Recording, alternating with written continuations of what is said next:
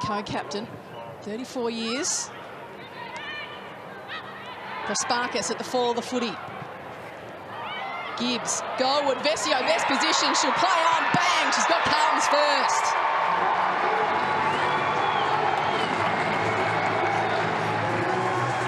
Well, this woman needs a big game today, doesn't she? Taylor Harris is out of the side, being managed. Well, once again, it's Maddie Petrevski-Seton at the fall of the footy. And just a long kick right into the breadbasket of Darcy Vesio, who needs a big game today. Her partner in crime, Taylor Harris, is missing. Hand passed about 10 centimetres. Back to O'Day. And they look to use a little bit of run. Gearin goes long again. Stevens, Goring. Vesio lurking. Can she have two in a minute? She does. Vesio's a star.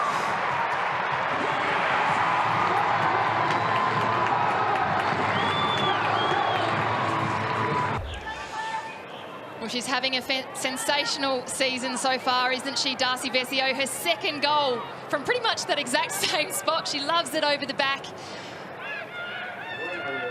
Waving for a lead, and in the end, just goes to Vesio. Why wouldn't you?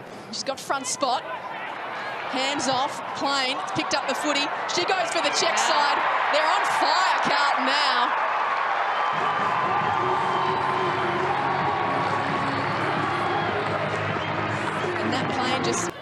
Well, this is exactly the start that they needed, isn't it?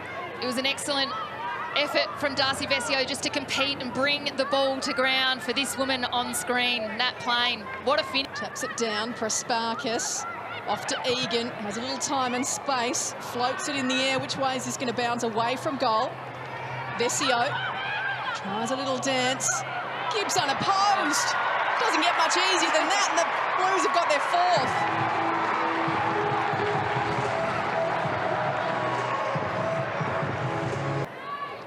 So Carlton have kicked 4 straight. Geelong got the opener. The Blues kicked the next 3. And then it's been 1 each apiece. But they've certainly blown out the Cobsworth Blues. They have, haven't they? I think it goes to McDonald. She just hand passes and hopes. Petrevski-Seton, will she line up the big sticks? No, she decides to go short to G. Into the pocket.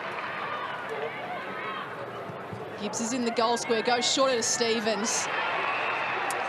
Doesn't improve the angle, but is a lot closer to goal. It was classy, though, wasn't it? Maddie Petrevski-Seton could have easily blazed away to the top of the square, but instead she hit up Georgia G, who then in turn hit up Nicola Stevens. And I've loved Stevens forward this year. She can play anywhere all around the ground, but she really has found a home up forward for the Blues. So tight angle. Not bad for a left footer, though. Looks great off the boot. And she's slotted through Carlton's 5th. So we saw Geelong had so much of the footy inside their forward 50, couldn't make the most of it, goes back down the other end, and Stevens slots one. Yeah, it hurts the Cats, doesn't it? Because they did have lots of wave behind saying, Mimi, come past here and have a shot. Hill goes short at the end to Stevens. Almost the exact same position she got it before. G over the top looking for Petrevski-Seton, too much on it. She's won back the footy, though, into Gibbs. Gibbs directly in front, and Gibbs slots one.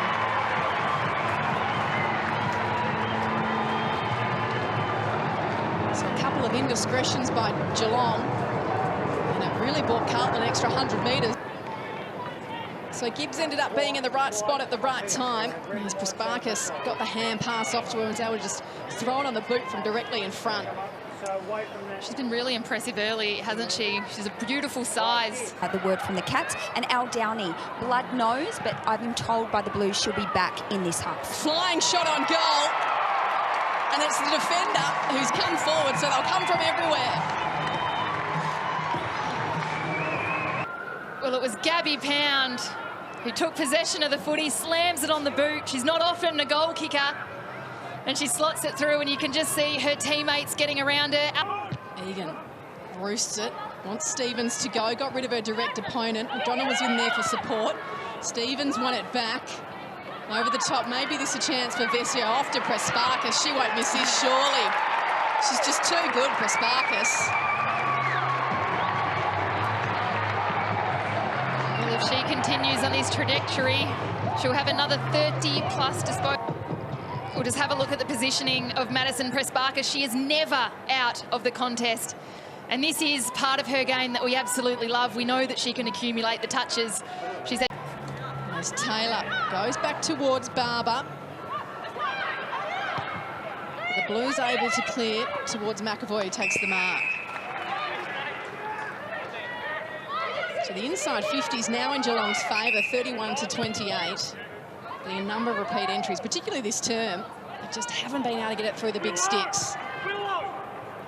Plain goes to Stevens in the middle of the ground. She looks up, and all she sees is a sprinting Georgia G. So she goes in that direction. Plain might get it back first. She does. Hand pass over to G, who bends it round and slots it through.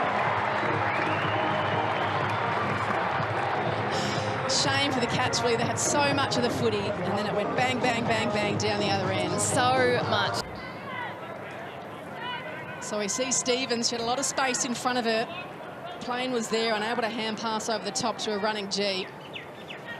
Daniel Harvard spoke about their transition, so I'll be happy with that, about the decisions they made then inside forward. So the dying stages of this one, the Blues have done what they needed to do and put a win on the board.